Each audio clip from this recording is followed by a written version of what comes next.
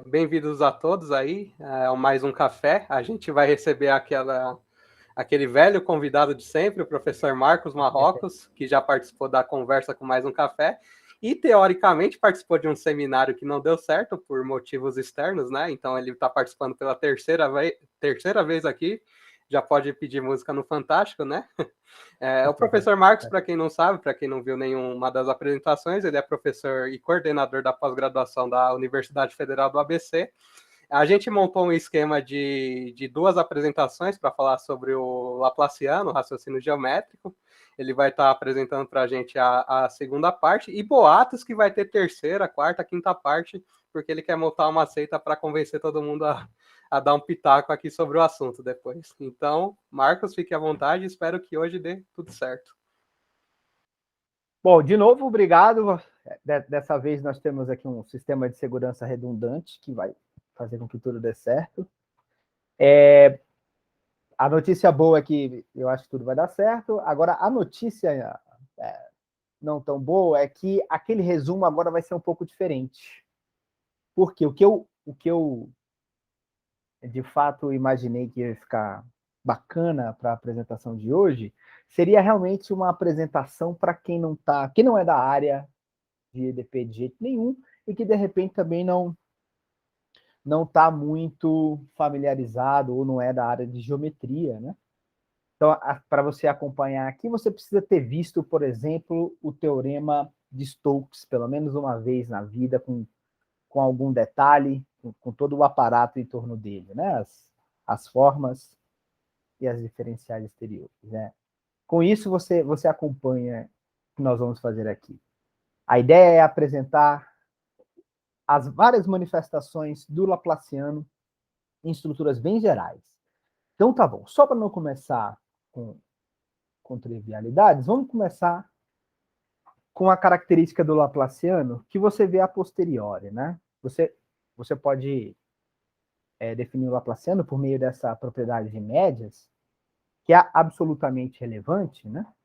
Então, o Laplaciano de uma função num ponto, o que ele está medindo para você? Justamente a taxa de variação da média de f sobre as esferas centradas em P, quando você olha o raio como sendo a variável aí, né? Ok, com isso, você conclui que o Laplaciano se calcula através da segunda derivada nas variáveis da função. Tá certo? Ou essa média aí da hessiana. Maravilha. Esse tipo de ponto de vista é importante, por exemplo, quando você vai lidar com problemas de difusão em grafos, por exemplo, né? E aí essa mesma propriedade, quando você está com a função definida num grafo, se traduz como esse somatório em torno de um ponto aí, né? Essa seria a ideia. Eu comecei com isso só para pontuar essa parte. Mas o nosso foco, de fato, é no Laplaciano, no Rn, em estruturas gerais, que em particular inclui o Rn. Né? A parte discreta nós vamos tratar em outro momento. Eu espero que o Diego nos brinde com a palestra sobre um pequeno resultado em conjunto com o Lucas e o Christian. Ok. Então, só para falar de mais modelos triviais, ou melhor, populares. Triviais não, populares. Então, o operador laplaciano também surge naturalmente na propagação de calor, e principalmente quando você fala um pouquinho mais geral de fluidos e compressíveis e rotacional, aqui aparece a primeira propriedade relevante, né? Quando você tem um fluido com essas características, você acaba concluindo que o Laplaciano da função geradora desse campo é harmônica, tem um Laplaciano igual a zero, e essas quantidades aqui que são relevantes para a gente a partir de agora, né? Então vamos entender o que é divergente, inclusive, e a minha ideia é utilizar justamente essa ideia de fluido para motivar o aparecimento de todos esses operadores diferenciais que nós estamos habituados Pelo menos o divergente, o gradiente e o laplaciano. Então tá bom. Só para falar de mais dois modelinhos clássicos, é a propagação de onda e a equação de Schrödinger da mecânica quântica. Né? Nós não vamos entrar nesse tipo de modelagem aqui, eu só queria apresentar os modelos que são mais populares. Maravilha. A partir de agora, vamos tentar motivar o aparecimento desses operadores. Ah, perdão, não ainda. Mais uma ideia bacana que vai motivar a gente em outros encontros, que é a ideia de separação de variáveis, que foi a tentativa de Fourier para obter soluções a priori especiais da equação do calor.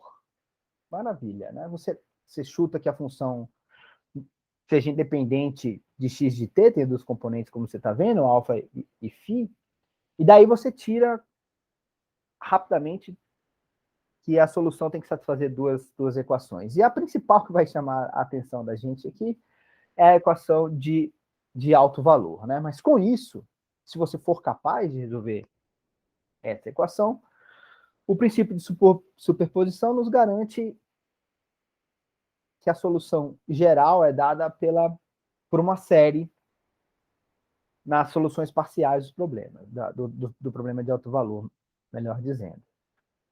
Maravilha. Então, com isso que eu disse até agora, já dá para a gente puxar um gancho para várias técnicas distintas de lidar com o operador laplaciano e com operadores elípticos em geral. Porém, eu vou utilizar a ideia de fluido, e agora sim nós vamos entrar na motivação dos operadores, com ideia bem simples, como eu falei, não precisa mais do que um cálculo avançado bem feito para entender.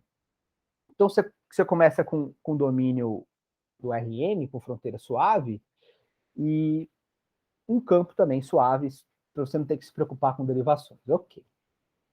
E aí, claramente, para falar de fluido, você considera que o fluxo associado a esse campo, né? E o que está aí são simplesmente as derivadas nas variáveis t e x, que é o que nos interessa. Maravilha. Então, o que eu vou estar interessado ao longo desse fluxo gerado por x? Vamos olhar para o domínio da região ômega e como é que ela se transforma ao longo do fluxo de x. Uma quantidade associada a essa quantidade é o volume, e a taxa de variação dele é que é relevante para a gente aqui, que vai dizer como é que esse fluxo se comporta, né? Se ele expande o domínio, se ele contrai o sentido, se ele só desloca, faz uma translação, né? E uma primeira estimativa é olhar para o volume. Maravilha. Aí, quando você vai calcular a derivada, você simplesmente faz uma mudança de variáveis e a derivada em t vai ser a derivada do jacobiano do fluxo, gerado pelo fluxo. Né? Uma maravilha. Aí, mais uma vez, como eu disse, um cálculo avançado básico te fornece o que interessa para nós aqui, que é a derivada do volume, é justamente a integral do traço da derivada de x, do campo x.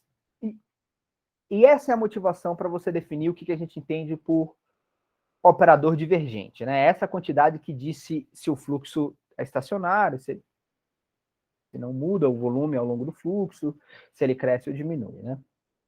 Maravilha. Então, essa é a primeira motivação para definir o tal do divergente.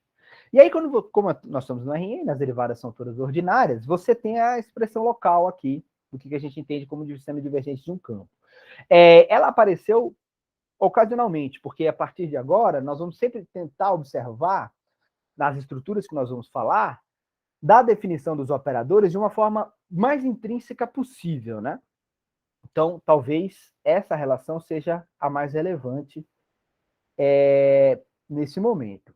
Maravilha. Com o operador divergente motivado, agora o laplaciano vai aparecer muito espontaneamente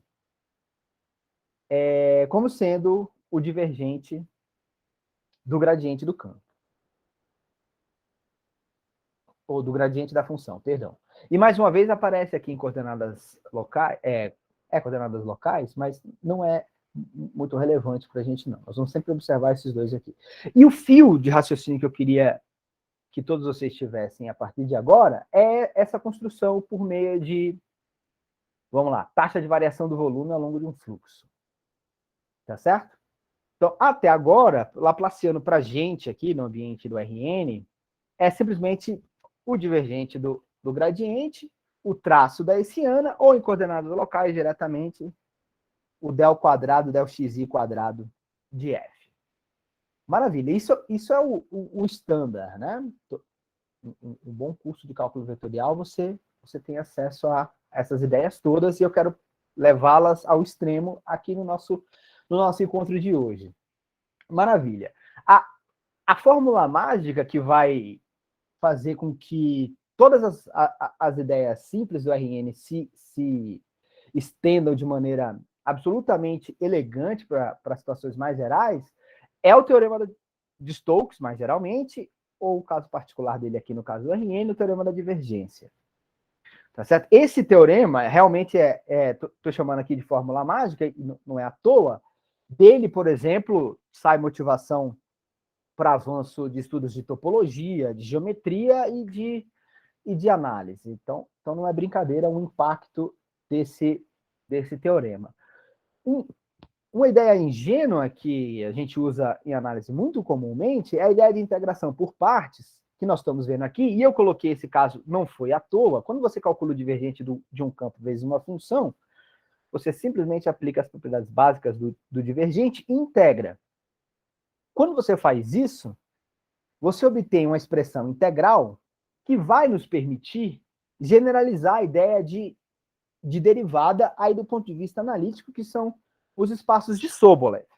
Essa palestra de hoje é mais voltada para estruturas geométricas, mas nós voltaremos a falar dele, e quem estava no dia da palestra do Diego viu que ele já deu uma palhinha sobre isso. Então, essa expressão do teorema de divergente, que é a integração por partes, vai ser fundamental para a gente estar aqui por diante. Eu vou me apoiar para continuar com o fio de raciocínio que a gente construiu com fluidos. Ok.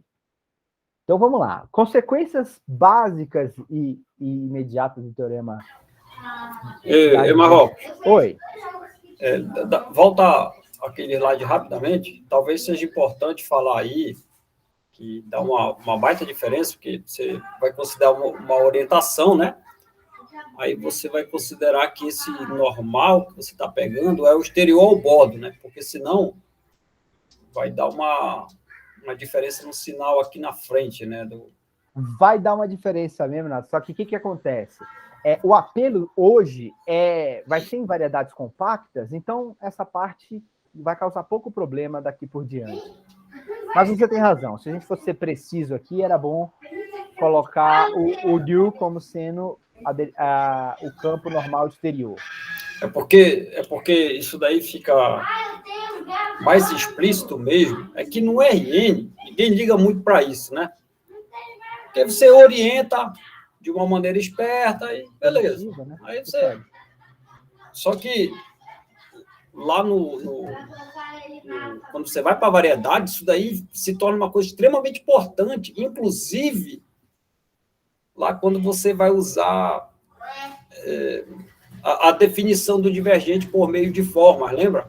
Sim, vai aparecer aqui. Aí daí você vai falar de orientação de hipersuperfícies por meio do normal, não sei o quê, aí isso daí passa a ser extremamente relevante lá em várias situações. Por isso que talvez seja importante destacar isso aí. Chamar a atenção, né? É.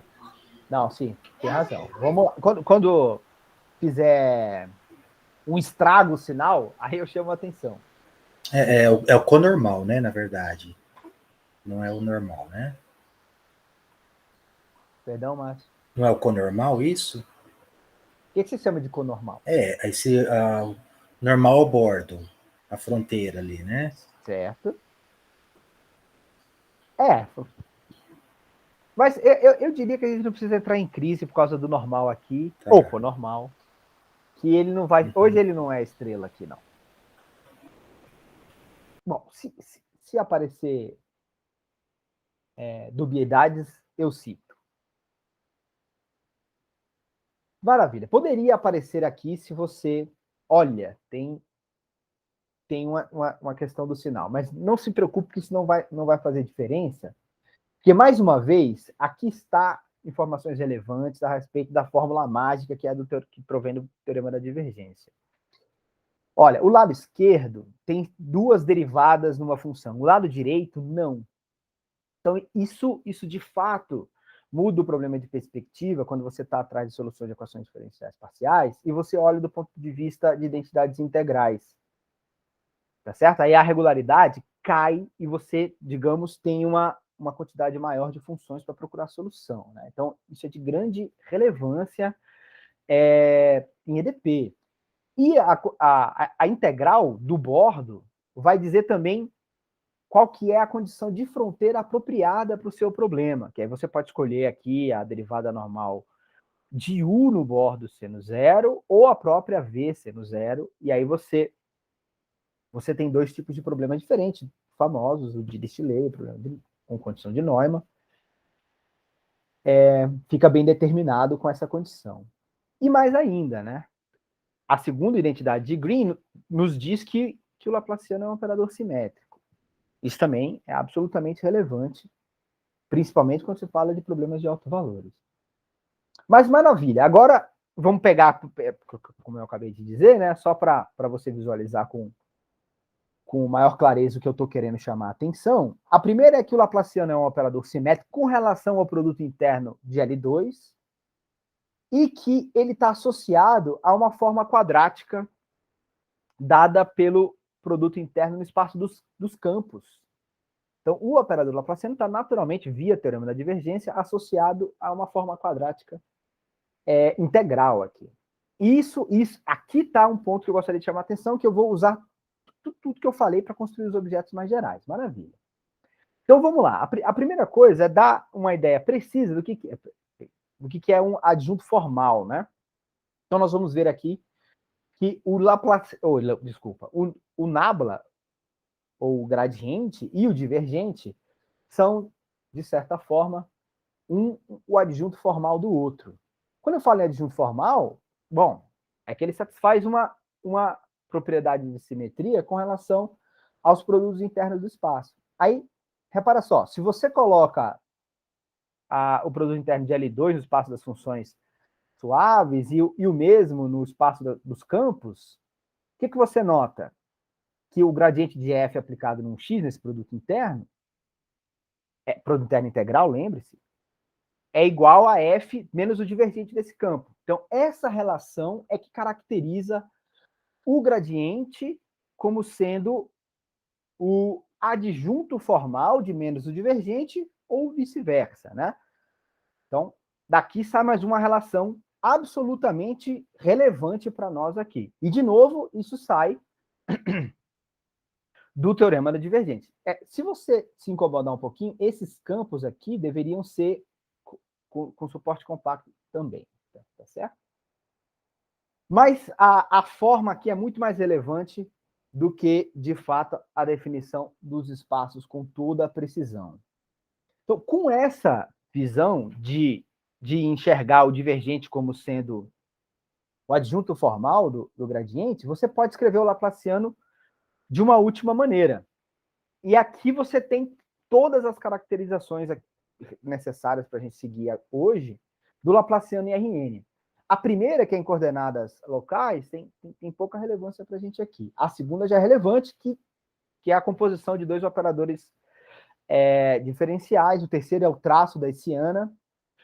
O quarto é justamente aquela ideia de você associar o operador Laplaciano a uma forma quadrática, só que agora no espaço dos campos, então você exige uma regularidade a menos. E a última é você enxergar o Laplaciano como sendo a composição do gradiente e do seu adjunto.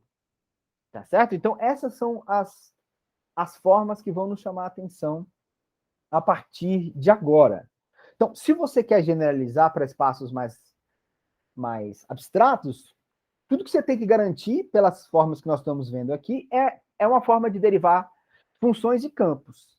Né? Aparentemente, isso é tudo que a gente precisa. E mais um teorema do divergente que funcione bem. Mas aí, é claro, os nossos modelos básicos para isso são as variedades riemannianas, que trazem consigo o tensor métrico, que nada mais é do que um produto interno em cada produto tangente, e essa métrica traz também consigo, de maneira única, uma forma de derivar os campos, né, a derivada covariante, que é dada pela conexão de Levi-Civita, e a forma volume. Então, basicamente, o que eu estou te dizendo é o seguinte: se você tem uma métrica definida na variedade, você consegue medir distâncias, consegue derivar campos e consegue, digamos, calcular integrais. Tá certo? E aí uma analogia aqui que eu chamei de quase boa, mas o geômetra mais experiente pode dizer que é quase ruim, né? Que é assim, a métrica não tem gradiente, porque justamente quando você calcula a derivada covariante dela dá zero, né? Por conta da compatibilidade. Então, chamar isso aqui de gradiente da métrica não estaria correto, mas isso aqui é o gradiente proveniente da métrica. Aí eu acho que faz mais sentido. O hessiano, que é calcular a segunda derivada, está associada à curvatura, claramente. E o traço dessa hessiana, a curvatura de Hit. Então, a gente pode dizer que, bom, no sentido geométrico, a curvatura traduz assim, o hessiano proveniente da métrica, e a curvatura de Hit seria o laplaciano proveniente dessa métrica. Essas analogias mais gerais aparecem em outros locais, como o próprio Diego falou na palestra dele. E a gente vai usar essa ideia quase boa para não me comprometer lá no final com mais analogia. Maravilha. Então, com tudo que nós temos aqui, você consegue, por exemplo, definir o que é gradiente de maneira... Aí é álgebra linear básica. Você tem o produto interno no espaço tangente, então você define facilmente quem é o gradiente, por meio da diferencial de F, claro, né? E também você pode, só olhando a estrutura que a variedade riemanniana tem, definir o que é o divergente de X. Aí, para nós aqui, a definição vem como sendo o traço da derivada covariante de X. E é claro que eu estou enxergando aqui a derivada covariante de X como sendo para cada ponto P, uma transformação linear. Né? Aí tomar o traço é no sentido usual mesmo de álgebra linear. Maravilha. Definindo esses dois objetos, você se livra do problema de definir o laplaciano, dizendo que, olha, então agora você tem mais uma vez o laplaciano curvo agora como sendo o divergente do gradiente ou o traço da hessiana. Só que, qual que é uma pergunta que surge naturalmente com essa nossa linha de raciocínio? Né? A primeira é se o divergente definido como está, agora em uma variedade riemanniana, traduz aquela ideia de dizer para nós como que é o comportamento de pequenas regiões da variedade ao longo do fluxo gerado por X. Né? Será que essa ideia se recupera? E aí agora que a gente usa a fórmula mágica principal, que é por isso que eu disse no início que para acompanhar as ideias aqui de forma fluida, ter visto o teorema de Stokes é tudo que é necessário. Né? Até agora, nós só falamos de álgebra linear, né? Calcular adjunto formal, você não tem que se preocupar com convergência, um mero exercício de álgebra linear, calcular o gradiente, como nós vimos aqui atrás, da mesma forma. Isso daqui é o teorema da representação de Riese, nada mais. Então, até agora, nós não saímos de álgebra linear, e quem não é iniciado consegue acompanhar. Tendo essa ferramenta absolutamente poderosa, né, que é o teorema de Stokes, aqui eu gostaria de parar 30 segundos para falar dele, porque é uma análise fina de toda o formalismo que Cartan definiu, né, e usou, gera, de fato, uma centena de maravilhas. Primeiro, que você pode recuperar tudo que nós fizemos para o RN, e segundo, que você consegue estudar a topologia da variedade utilizando esse teorema. Uma observação importante é que, se a variedade é compacta, sem bordo, ou variedade fechada, O teorema se reduz à integral da forma sendo igual, a integral da derivada da forma sendo igual a zero. Isso é absolutamente relevante para nós aqui. Então tá bom. Se você se lembrou aí do seu teorema de Stokes e de toda a construção que envolve para demonstrá-lo, nós vamos utilizar esses seus conhecimentos agora, né? Só para recuperar aquela ideia de fluido, pega lá um campo na variedade e o fluxo associado.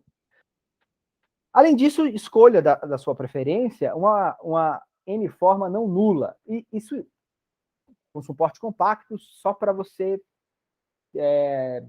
se sentir no direito de calcular integrais sem muitos problemas. Troca esse suporte compacto por n, ser compacta, e está tudo certo.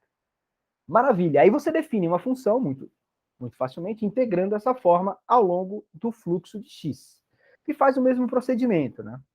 Simplesmente calcula a taxa de variação dessa função. Aqui vai aparecer um outro objeto absolutamente fundamental em geometria diferencial, que é justamente a derivada da forma ao longo do fluxo de x. Isso daqui é como se fosse a derivada direcional da forma.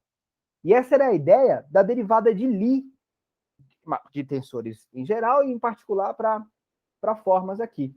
Essa era a ideia de derivada que o Lie atinou, né? Maravilha. Então, agora a gente começa a ter uma sofisticação do ponto de vista de estruturas, para quem não está acostumado, é claro, que o nosso objeto, o nosso integrando aqui, naturalmente, é um objeto importante em geometria diferencial, que é a derivada de Lie. Ok, para a gente continuar e entender melhor as consequências disso, eu vou lembrar o que é produto interior de uma forma por um vetor. E a ideia intuitiva mais natural para você entender o que é isso daqui é só você imaginar ômega como sendo uma forma volume, e aí, por exemplo, uma forma volume numa hiperfície de M, e aí você pega um campo que nunca é tangente a essa hiperfície, só para você raciocinar. O que seria esse I de x aqui, que é o produto interior de ômega com x? É justamente você induzir uma maneira de medir áreas no plano tangente dessa hipersuperfície. É só isso, né? Para quem não está acostumado. Esse cara aqui serviria para dar a altura do paralelepípedo, onde você ia escolher apenas a base, né? É como tirar a área através do volume. Maravilha. Mas o que é interessante aqui, eu coloquei como sendo mais uma fórmula mágica, e isso não é uma piada, não. Quer dizer, muitos autores de livros de geometria escrevem assim, porque de fato essa observação do Henri Cartan, que é o filho, né? Realmente é genial. Ele simplesmente conseguiu relacionar a derivada de Lie, que era a ideia de derivada direcional da forma, com a diferencial exterior. E com essa observação, com essa definição, né? Propriedade, você consegue dizer um pouco mais sobre a derivada da nossa função f. Tá certo? Aí você vê que, ou seja, a taxa de variação dessa função depende unicamente do que acontece com a forma no bordo e com o campo, né, que é a direção ao qual nós estamos derivando. Maravilha. Então, isso daqui são só pontos que você mesmo pode dar cabo, e se você não está preocupado em fazer os detalhes, é de fácil aceitação essa propriedade do Cartan. Maravilha. Agora, qual que é a nossa ideia aqui? Restringe aquela nossa função escolhendo a ômega como sendo a forma volume associado à variedade riemanniana M. Tá certo? E aí, o que você tem? Essa forma volume é uma N-forma, né? Quando você faz o produto interior, ela passa a ser a N-1, porque das N variáveis, agora você escolheu a primeira para ser X, e quando você deriva de novo, ela passa a ser, mais uma vez, uma N-forma. E aí, como o espaço das N-formas são unidimensionais, unidimensional, essa expressão só pode ser um múltiplo da forma volume original, né? E aí agora é o ponto relevante, que é como é que você faz para linkar e essa função h de x, que é justamente quem a gente espera que seja o divergente, né? Com o que nós definimos agora há pouco, que é simplesmente sendo o traço da derivada covariante de x. Bom, para você fazer essa ligação, é só você utilizar essa ideia aqui, que também é bastante simples, que é a seguinte: bom, eu vou criar uma derivada exterior agora, associada à métrica. Mas isso é muito intuitivo, inclusive, né? Você calcula a derivada covariante de ômega e aplica aqui o vetor direção. Maravilha, você não tem nenhuma garantia de que a forma que você tem agora seja uma forma alternada. Então, o que você faz? Você pega essa derivada covariante de ômega e alterna, né? Então, basicamente, você constrói, usando a derivada covariante, uma derivada exterior. Ou seja, é uma derivada de formas que devolve outra forma. Maravilha. Mas quando você faz isso, você acaba provando que você recai na derivada exterior original, que não depende de métrica alguma, né? Isso daqui seria uma forma de você enxergar a derivada exterior dependendo da métrica.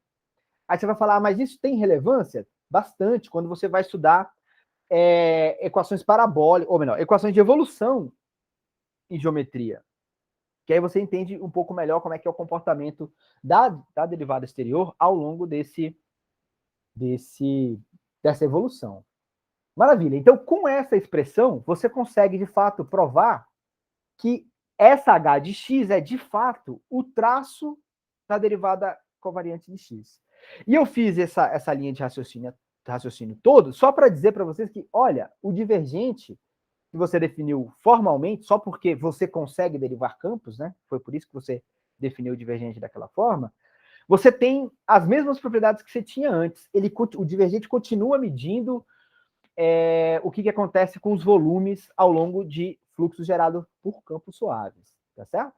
Então, com essas analogias todas, tirar as expressões em cartas locais para o divergente de um campo, agora fica razoavelmente fácil, né? Ou você usa essa expressão que está aqui em cima, ou você usa essa daqui de baixo, e você vai produzir expressões em cartas locais ligeiramente diferentes, mas que se transformam uma na outra. Maravilha, eu queria fazer essa digressão justamente porque essas são as ideias que a gente vai usar daqui para frente. Se você está com dificuldade de definir os laplacianos nos seus espaços mais gerais de forma direta, você pode utilizar essas ideias novamente, né? Recuperar essas ideias mais uma vez. Então, só para fixar, você consegue particularizar o teorema de Stokes mais uma vez, agora no ambiente curvo, né? E tudo que eu falei antes se aplica agora.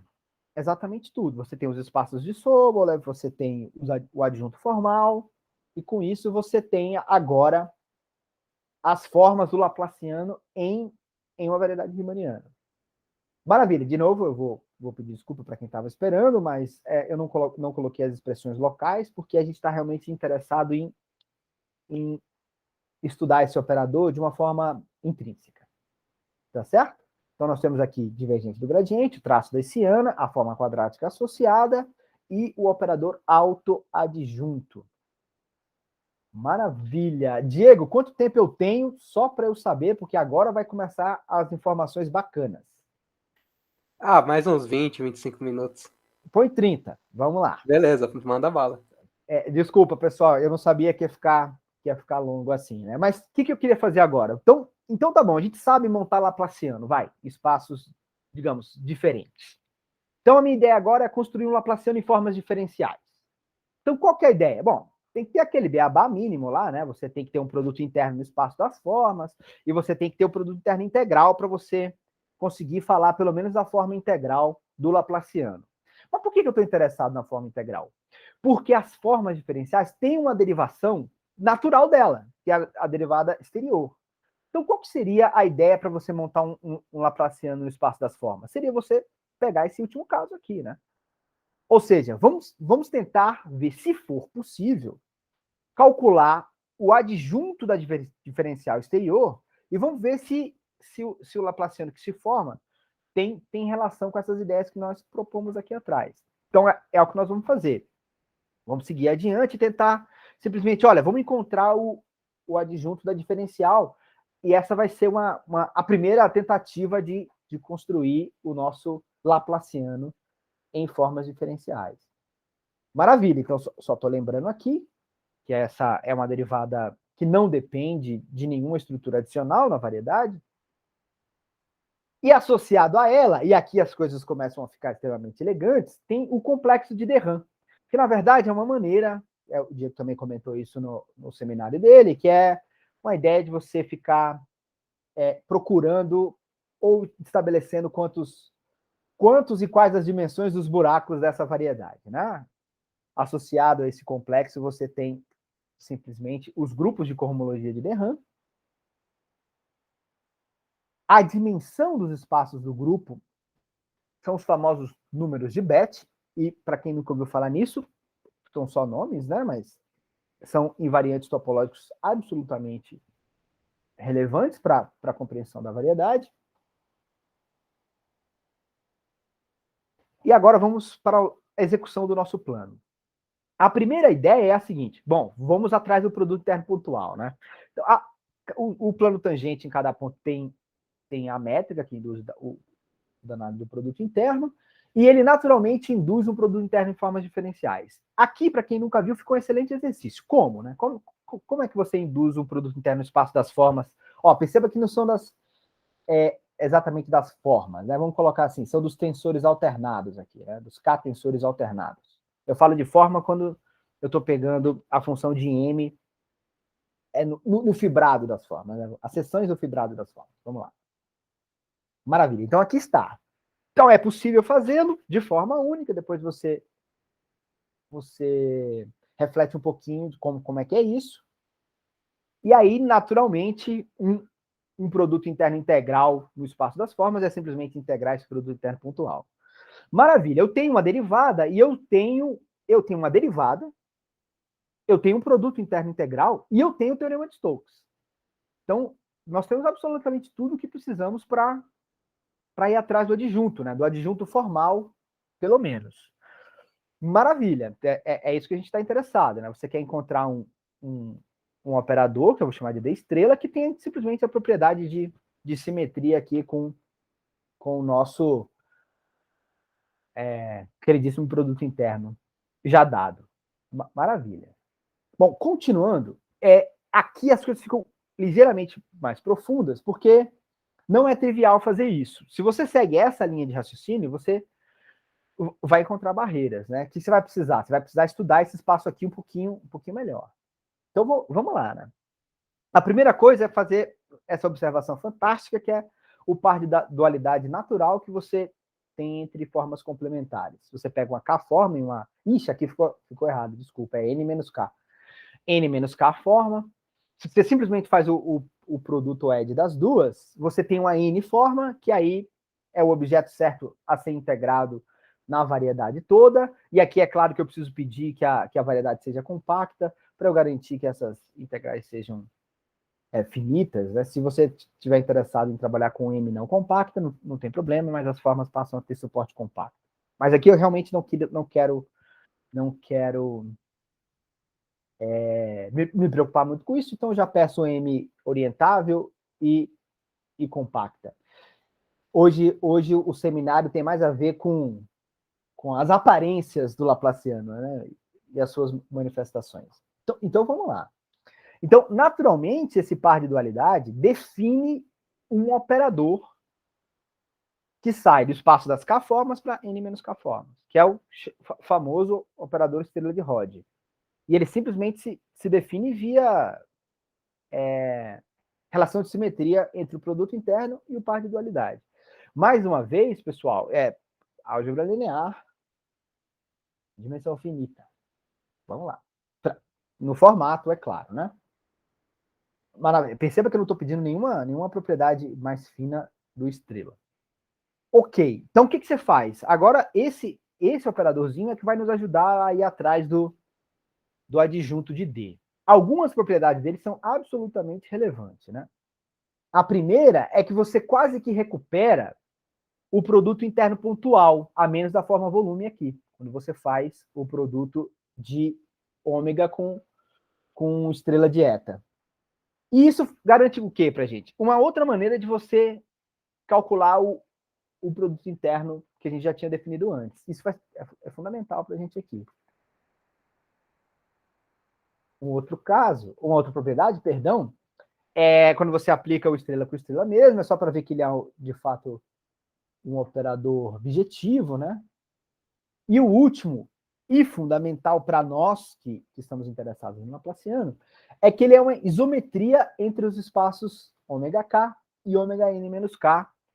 E quando eu falo aqui isometria, é com relação ao produto interno integral que nós acabamos de definir. Maravilha. Com isso, você, de fato, consegue dizer explicitamente quem é o adjunto da diferencial, né? E ele se calcula em função do D, que era esperado, e em função desse operador estrela de Rod. Maravilha. Agora nós temos quase tudo para seguir adiante. Eu vou fazer o esboço da demonstração dessa proposição, porque ela é absolutamente relevante. No primeiro modelo que a gente estudou, de fórmula de integração por partes, eu calculei o divergente do produto de F com campo. Aqui eu estou fazendo coisa parecida. Eu estou calculando a derivada exterior do produto ED de duas formas de um jeito esperto. E isso é absolutamente relevante. Quando você simplesmente calcula a derivada exterior desse produto, você tem essa identidade e você integra. Opa, perdão, pulou aqui o menino. Aí você integra. Maravilha. E é justamente a integral que te fornece a identidade necessária. Ó, essa parcela aqui do final não está aparecendo o produto interno que a gente gostaria, que está aqui em cima, mas o que você faz? Multiplica por estrela e pelo inverso do estrela, e aí aparece o que você tem.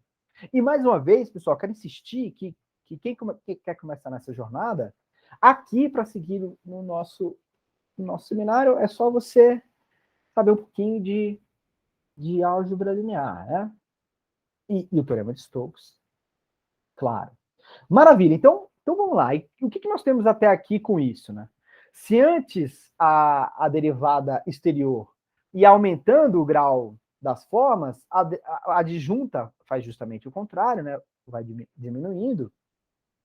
E você tem uma propriedade maravilhosa e fundamental para o estudo da topologia de M, que é esse diagrama que comuta o estrela, o D estrela e o D. Tá certo? Isso mostra, por exemplo, que essa cadeia aqui e a outra se conjugam usando o estrelinha. Maravilha. Isso são informações topológicas, né? Que não, aparentemente não teria nenhuma relevância para o nosso bom e velho laplaciano. Mas é o que a gente ganha com a construção da adjunta. Maravilha. Então vamos para a primeira tentativa, né? Qual que seria, então, a primeira tentativa de laplaciano em formas diferenciais? Bom, é você fazer o que você tinha feito antes. Você simplesmente pega o adjunto e multiplica o adjunto de D, multiplica por D e calcula na forma. Então essa seria a primeira tentativa. E essa é uma tentativa que aparentemente é boa, porque olha só, você ganha, por propriedade da própria definição do estrela, você ganha a forma integral associada ao laplaciano. Então isso daqui parece que é uma tentativa bacana, né? E mais do que isso, quando você calcula quem são as formas harmônicas, né, que é o alto valor zero, você vê que ela coincide aqui com as formas exatas. Tudo bem? Então vamos lá. Mas por que a gente não para por aqui? Esse aqui é o nosso laplaciano em formas diferenciais. Porque dessa vez faz sentido você fazer o contrário. O que eu quero dizer o contrário? Você tanto poderia definir o laplaciano como sendo D estrela D, como sendo D estrela. Isso seria a segunda tentativa. E aí você ia ter a mesma propriedade, olha só. Tá aqui o menino. Tá aqui. Né? Agora você não tem exatamente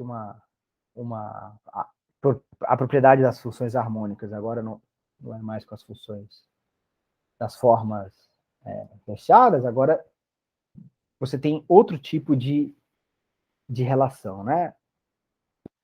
Sei lá, a gente pode inventar cofechada, nem sei se tem esse termo, né? Maravilha. Aí o que acontece? essas duas informações, para esses dois laplacianos distintos aqui, pessoal, são informações independentes. Elas trazem informações relevantes para as formas e completamente independentes, né? Então, qual foi a ideia de Rod para aproveitar essas duas definições utilizando a adjunta da diferencial? É simplesmente considerar a soma deles, né? O que você ganha com isso? As formas harmônicas agora são absolutamente relevantes, né? São aquelas que estão no núcleo da diferencial e no núcleo da adjunta. Isso é o que se chama de formas harmônicas. Só para você ver o tanto que esse é o laplaciano conveniente em formas, o teorema da decomposição de Rod deixa isso absolutamente claro. Não é um teorema exatamente trivial, mas belíssimo e com infinitas aplicações. Que o espaço das formas pode ser escrito como soma direta entre as harmônicas, as exatas e as coexatas. Tá certo? Agora, olha que bacana. Observação simples para quem nunca viu isso, né? Propriedade básica da diferencial é que se você aplicar a diferencial duas vezes na forma, dá zero. Então, quando você vai olhar para o laplaciano de Rod restrito às exatas, né? O que você tem? Você tem que a primeira parcela desaparece. Então, o laplaciano aqui é só o segundo laplaciano, que é a segunda tentativa do nosso laplaciano. E no outro espaço, quem vai ser o laplaciano de Rod? A primeira tentativa, que é o espaço que sobrevive, porque a adjunta tem a mesma propriedade, o quadrado dela, de qualquer forma, dá zero. Então, de fato, esse laplaciano de Rod aqui, ele é absolutamente conveniente para a situação de formas. Mas, pessoal, o que você poderia pensar nesse exato momento? Bom, peraí. Tem outras maneiras de construir um laplaciano no espaço das formas. Por quê? Porque a conexão que deriva campos induz uma conexão no espaço das formas. Ou seja, você também poderia fazer uma construção utilizando a derivada covariante de formas. E será que a construção valeria da mesma forma? Será que eu consigo construir um laplaciano geral no espaço dos tensores, por exemplo? Né? Então, a resposta é sim, e a gente vai fazer isso de uma maneira... desculpa. Antes de mais nada, deixa eu fazer mais uma observação. A gente vai fazer isso mais para frente de maneira detalhada, que de fato você consegue fazer a construção. E o mais relevante de tudo é, peraí, você vai construir dois laplacianos usando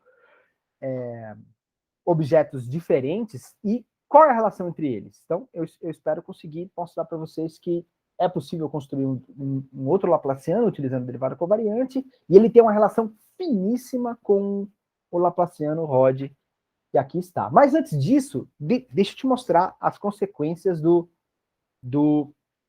da relação entre a topologia e a geometria com o operador de Laplace. Então, um dos primeiros problemas de autovalores que você resolve é a equação para o primeiro autovalor, que no caso aqui é zero. Então, você está interessado em saber, por exemplo, qual que é a multiplicidade do autovalor zero, ou qual que é a dimensão aqui do espaço das formas harmônicas. Isso não é tarefa fácil. E, na verdade, ele coincide com os números de Bethe, o késimo número de Bethe, né? Se é que pode falar assim. E isso não é também uma proposição trivial, mas isso mostra a fina relação que tem entre a geometria e o espaço das formas harmônicas, né? Da topologia, perdão. Como é que você faz para provar isso? A primeira coisa é mostrar que o espaço na verdade, o espaço das formas harmônicas e o grupo de cohomologia de de Rham, eles são isomorfos. Esse é um teorema absolutamente não trivial, mas aí você ganha a proposição gratuitamente, uma vez que a dimensão dos espaços do grupo de cohomologia de de Rham é exatamente o número de Bethe.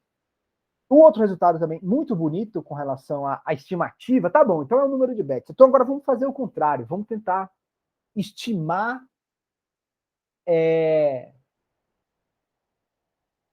não dá exatamente, mas estimar a dimensão das formas harmônicas, né? Então, tem esse corolário belíssimo aqui também, que se você tem, se M é compacta, é orientável, e o HIT é maior ou igual que zero, então, o primeiro número de Bethe, quando você olha, agora nós estamos olhando só para as formas, né? é menor ou igual que n, e com isso você está estimando aí o primeiro número de Bethe de um jeito... É uma estimativa por cima, mas é uma estimativa Sharp, porque você diz exatamente que quando essa igualdade vale, o que você tem é um toro flat. Então, o que eu quero dizer? Quando você tem o Laplaciano Rod, e você sabe que a dimensão do autoespaço é n, o que você está dizendo é que a topologia é absolutamente rígida, né? É um toro e ainda é o flat. Tá certo? Então, agora vamos partir para as construções do outro Laplaciano, para a gente encerrar aqui justamente com a comparação entre eles. Maravilha, vamos lá. Então, o ambiente mais geral que nós vamos considerar agora são os fibrados vetoriais. Para quem nunca viu, não precisa se incomodar. Você faz o seguinte, você olha para o primeiro fibrado vetorial que você foi apresentado, que é o fibrado tangente, tá certo? E aí você reproduz essas ideias que aqui estão. Φ-1 é só para caracterizar a fibra em cima do ponto P, e vamos imaginar que esse fibrado vetorial vem munido com um produto interno pontual aqui na fibra, e além disso, você também tem uma conexão que deriva as seções desse fibrado. O que eu quero dizer com isso? Só estou dizendo, olha, você está com a estrutura um pouco mais geral, mas você consegue medir ângulos e distâncias nas fibras, e você sabe derivar as seções desse objeto. Então, só com isso, essa parte de ser compatível com a métrica é algo absolutamente relevante e natural. Significa dizer o quê? Que vale a regra do produto quando você está derivando o produto interno nas fibras. É só isso, né? O que eu quero dizer com compatível aqui. E essa é uma estrutura bem geral, mas se você quer deixar tudo concreto, sei lá, pega o espaço das unformas, pega o espaço dos campos mesmo, aqui é como se a gente quisesse definir um Laplaciano para campos, né? Só que um pouquinho mais geral aqui a apresentação. Maravilha. Então, com isso, você consegue, por exemplo, calcular a segunda derivada, desde que a sua variedade base seja uma variedade riemanniana. Aí você consegue fazer interações dessa conexão que aqui está. Tá certo? Eu usei o mesmo símbolo aqui embaixo para a derivada de campos e para a derivada da seção, mas, obviamente, elas não precisam... são objetos que atuam em outros objetos distintos, né? Isso aqui é um abuso de linguagem.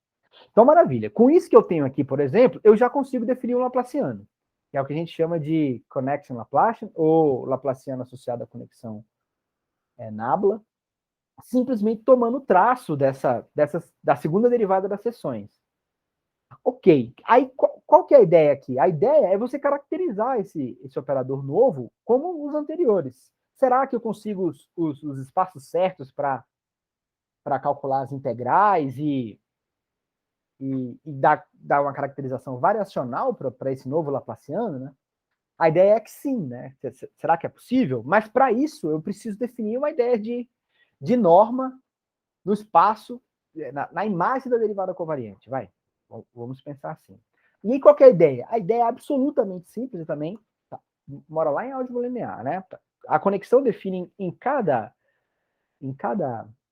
plano tangente AM uma transformação linear, pegando simplesmente um vetor do espaço tangente e derivando a seção S na direção de X. Isso é uma transformação linear.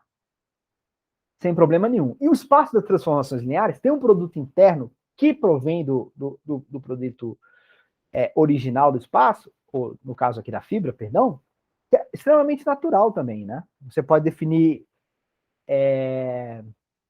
isso daqui, eu estou enxergando esses dois camaradas como sendo duas transformações lineares, e o produto interno entre elas é simplesmente você multiplicar pela adjunta matricial mesmo, a própria matriz da S2 e tomar o traço. Esse, inclusive, é o produto interno euclidiano no espaço das matrizes, vai? Então, agora eu tenho o produto interno pontual, com isso eu tenho o produto interno integral, e eu consigo mostrar, de fato, que vale exatamente a mesma propriedade que o Laplaciano.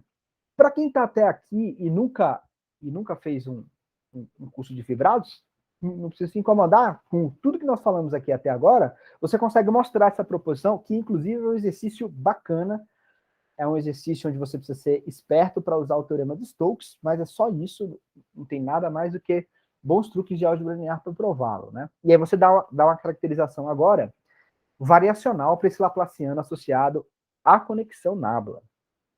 Então, ele está muito parecido com o Laplaciano de antigamente, né? E aí você pode, mais uma vez, caracterizar quem é o adjunto desse Nabla nesse fibrado e definir, ou melhor, aqui no caso é caracterizar, né? Caracterizar o nosso L Nabla como sendo menos o Nabla adjunto composto com o Nabla. Isso mostra que, nesse sentido, eles coincidem, né? É tudo igual. Mas vamos lá, e qual que é a relação entre esses dois Laplacianos, né? Como é que eu faço para comparar os dois? Porque, afinal de contas, eles foram... Esse primeiro, o Laplaciano-Rod, depende da métrica, mas ele não depende explicitamente da conexão. E como é que eu faço para, uma vez que eu construo o mesmo L Nabla no espaço das formas, né? Que eu posso fazer a mesma coisa, porque eu fiz mais geral para fibrados vetoriais. Qual que é a relação entre eles? Belíssima. No caso das formas, o Laplaciano Rod é igual a menos o L Nabla mais o Ritz. E aí tem uma analogia. Você lembra daquela ideia quase boa, né? Agora tem aqui uma analogia também quase boa. Quase boa porque o especialista pode olhar essa analogia e falar, não, ela é quase ruim ou muito ruim. Mas eu vou dizer mesmo assim, vou me arriscar. Porque, olha só, o Laplaciano Rod, ele dá a ideia, segundo as nossas construções aqui, que, na verdade, é a soma de dois Laplacianos, né? Você precisou somar dois que são parecidos, mas não exatamente a mesma coisa, e o Rod é a soma de dois. Quando você faz aqui a comparação com o Laplaciano da conexão, meio que aparece isso, né? Que a gente tinha entendido o Ritz daquele jeito bem solto, que era o traço da segunda derivada covariante, e, portanto, estava associado à curvatura de Ritz. Esse aqui é o Laplaciano, menos o Laplaciano que a gente acabou de construir, e o que eu estou dizendo aqui que olha só, na verdade, o Laplaciano Rod é visto de outra forma como soma de dois Laplacianos. Tá bom. Tirando essa parte que é uma ideia quase boa ou quase ruim, dependendo aí do entendimento de quem está nos ouvindo, tem uma outra interpretação fina aqui, ó. E o Laplaciano Rod é dado pelas segundas derivadas das formas. E esse carinha aqui é as segundas derivadas covariantes, né? O que isso aqui está mostrando? Do ponto de vista de símbolos, né? Símbolos de operadores diferenciais, o que eu estou mostrando que, olha, esses dois operadores, as suas partes que derivam são muito semelhantes, né? Para não dizer nada impreciso, né? Ou seja, a parte do operador que de fato deriva de um e de outro quase que coincide. Você pode fazer a mesma analogia para K-formas, só que o que acontece? O objeto que vai aparecer aqui é extremamente delicado, né? O de cima já não é exatamente trivial e o de baixo é mais complicado ainda, né? O fato é que ele depende de contrações e traços do tensor curvatura. Tá certo? Mas uma identidade dessa você consegue mostrar de novo. Ou seja, a parte de derivação dos caras meio que coincidem, né? E com isso, aqui você consegue reproduzir as estimativas das formas harmônicas, das K-formas harmônicas, igualmente nós fizemos no casos anteriores. Tá certo?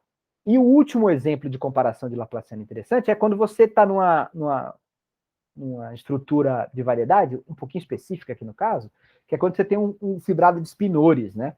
Nesse fibrado, quem é da física entende muito melhor do que eu estou falando, mas o bacana é que esse fibrado tem uma noção de derivada também que é natural da estrutura. E aí você tem o importantíssimo operador de Dirac, que, veja bem, mais uma vez, o quadrado do Dirac está relacionado com o Laplaciano pela curvatura escalar, né? Isso é bem curioso para quem está vendo pela primeira vez.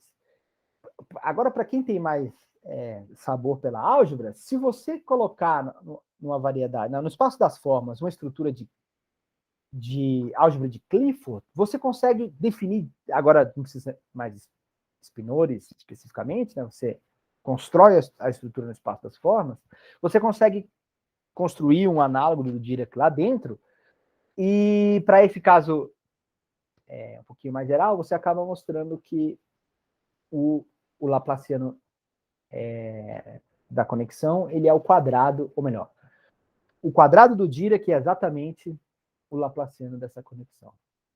Então, com isso, eu tentei chegar nos objetos mais gerais, mas só para finalizar de vez, você também tem as supergeometrias, né, que é falar de uma espécie de variedades graduadas. E lá também tem uma ideia de Laplaciano, e todas essas ideias que eu passei aqui, você leva para lá e constrói os seus Laplacianos também nessa nova estrutura, né, usando as ideias que nós vimos aqui. Então, pessoal, era isso, eu paro por aqui, e a gente pode conversar das cenas dos próximos capítulos, mas eu queria encerrar a apresentação aqui. Obrigado. Muito obrigado, Marcos. Gostei muito da apresentação. Acho que acabou ficando compatível mesmo, né? Os dois temas. E foi muito legal. Quem quiser comentar, fazer alguma pergunta, pode abrir o microfone. O Nazareno abriu a câmera, quer fazer alguma observação? Pode voltar lá o slide lá, Marrocos? Lá no comparando os Laplacianos lá. Peraí, Nasa. Vamos fazer desse outro jeito que é melhor. Peraí. Agora vai. Tá aí, Nasa. Aí, ó. Esse aqui... Esse aqui tem nome das unformas. Coloca o DF aí. Laplaciano de DF. Aí vai ficar o nabla estrela do nabla do DF mais o hit em grade F aí. Isso. Esse daí é a forma de Bock, né? Exato. Exatamente. Eu cometi esse deslize, que toda essa construção aqui, e todas essas fórmulas têm nome, né? É Bochner-Weizenbott. Que é justamente... Engraçado que esse nabla estrela aí, ele está atuando como divergente do nabla DF. Isso, ele é o divergente mesmo, né? O divergente de tensores, né? Isso. Para mim foi um pouco, quando eu estava preparando os slides, foi esclarecedor ter esse panorama todo, digamos assim, estrutural, né, de ver como essas coisas se encaixam de maneira natural. Porque se você vê os livros de geometria riemanniana, eles definem os operadores diferenciais de uma forma um pouco apressada, em geral em coordenadas, que esclarecem muito pouco sobre o que está acontecendo, né? Esse caso das K-formas aí, quem é esse CR? Então, aí é caso a caso, né? Só para esclarecer, esse cara aqui você tem que definir como é que ele se comporta dependendo do objeto que você tem. Deixa eu dizer por que eu estou falando isso. Aqui, por exemplo, quando você está nas K-formas, esse cara tem lá uma fórmula para você calculá-lo, vai. Se você coloca a estrutura de Clifford no espaço das formas, fica mais fácil você interpretar quem é esse cidadão aqui. Mas vale a pena lembrar que esse operador que aqui está, ele está definido no espaço de todos os tensores. E quando você se restringe aos tensores simétricos, isso aqui ganha o nome. Laplaciano de Litvinovich. Então tem mais aplicações quando você depende do espaço, da estrutura de fibrado que você está olhando, sabe? Então, isso é que é o bacana, né? É uma linguagem que unifica de fato, né? E esse do operador de Dirac aqui? Aqui embaixo.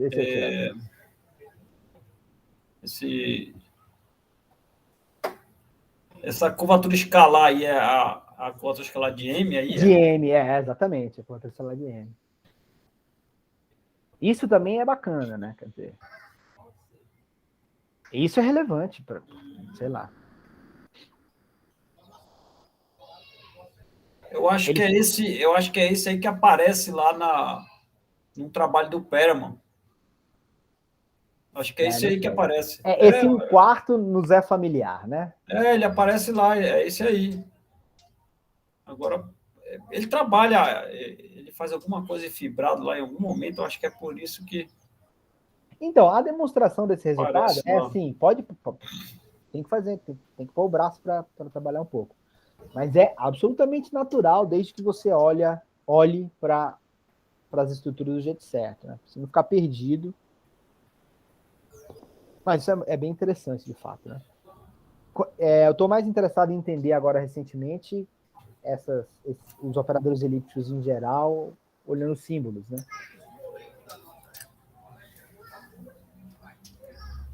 Bacana. Mais alguém quer fazer algum comentário, alguma pergunta?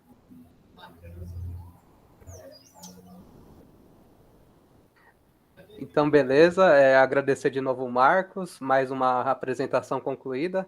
Lembrando que amanhã tem mais uma, né? Aí eu vou parar a gravação aqui. Quem quiser continuar conversando um pouquinho, a gente fica mais um tempinho.